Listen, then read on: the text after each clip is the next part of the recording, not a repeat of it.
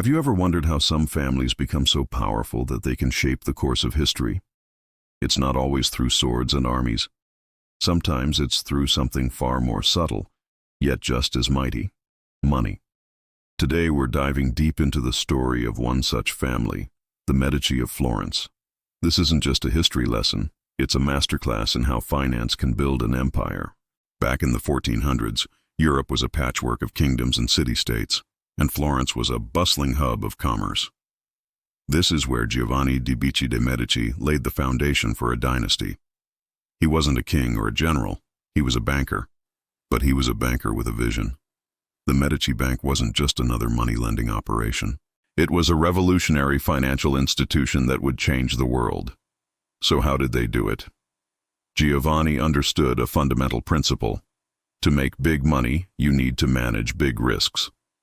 At the time, lending money was a tricky business, often condemned by the church. But the Medici were clever. They pioneered the use of double-entry bookkeeping. Now that might sound incredibly boring, but stick with me. This simple accounting method allowed them to track every debit and credit with perfect clarity. It was like giving a nearsighted person glasses for the first time. They could see their financial world with unprecedented detail, spotting opportunities and avoiding disasters before anyone else. Their second major innovation was the creation of a holding company structure with a network of branch offices. Think of it like a modern multinational corporation. They had branches in major cities like London, Venice, and even Bruges. Each branch manager was a junior partner who shared in the profits.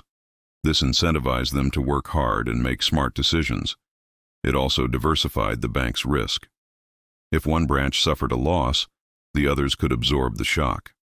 This structure gave them incredible resilience and a massive competitive advantage. They weren't just lending money in Florence. They were financing trade and politics across the entire continent. The Medici's most powerful client was the Papacy itself, the Catholic Church. By becoming the Pope's bankers, they handled vast sums of money flowing into Rome from all over Christendom. This was the ultimate seal of approval. It brought them immense profit, prestige, and political influence. They could pull strings in the highest corridors of power, all because they managed the money. They transformed wealth into influence, and influence back into even greater wealth. This financial power allowed Giovanni's son, Cosimo de Medici, to become the de facto ruler of Florence without ever holding a formal title. He was a master of soft power. Instead of ruling by force, he ruled through patronage. He used the family's immense fortune to fund the greatest artists and architects of the Renaissance. Think of Brunelleschi's famous dome on the Florence Cathedral, or the works of Donatello and Fra Angelico. The Medici sponsored them all. This wasn't just about a love for art, it was a brilliant political strategy.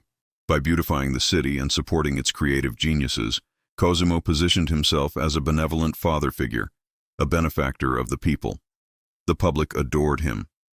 His rivals found it impossible to move against a man who was literally building the city's glory. He was turning financial capital into cultural capital, which in turn solidified his political power. It was a virtuous cycle that kept the Medici at the top for generations. So, what can we, as modern investors, learn from a 600-year-old banking family? The lessons are surprisingly relevant. First, Lesson 1, innovate and adapt. The Medici didn't invent banking, but they perfected it for their time. They adopted new technologies like double-entry bookkeeping and new business structures like the holding company. In today's fast-changing financial world, we have to do the same. Whether it's understanding blockchain, AI-driven trading, or new investment vehicles, staying ahead of the curve is crucial. Don't just follow the old rules. Look for the new tools that give you an edge. Second, Lesson 2, diversify your assets. The Medici didn't put all their gold coins in one vault. Their network of branches spread their risk across different markets and geographies. For us, this is the classic advice. Don't put all your eggs in one basket. Diversify your portfolio across different asset classes, stocks, bonds, real estate, maybe even some alternatives. A downturn in one area is less likely to wipe you out if you have other investments holding steady or even growing. And third, the most important lesson of all, understand the relationship between wealth and influence.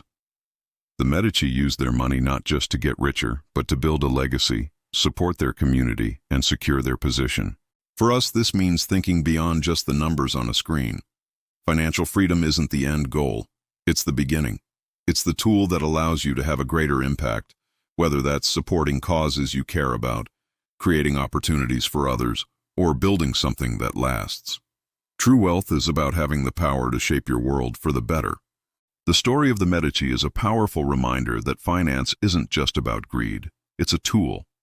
In their hands, it became a tool for building a dynasty, funding the Renaissance, and shaping the modern world. By studying their strategies, we can learn not only how to build our own wealth, but how to use it with purpose and vision. They showed us how money, when used intelligently, can become the ultimate form of power. Thank you so much for joining me on this journey back to Renaissance Florence. I hope you found these lessons as fascinating as I do. If you enjoyed this deep dive, please hit that like button and subscribe to our channel for more content that explores the intersection of history, finance, and power. Let me know in the comments what other historical financial empires you'd like to see us cover next. Until then, keep learning and invest wisely.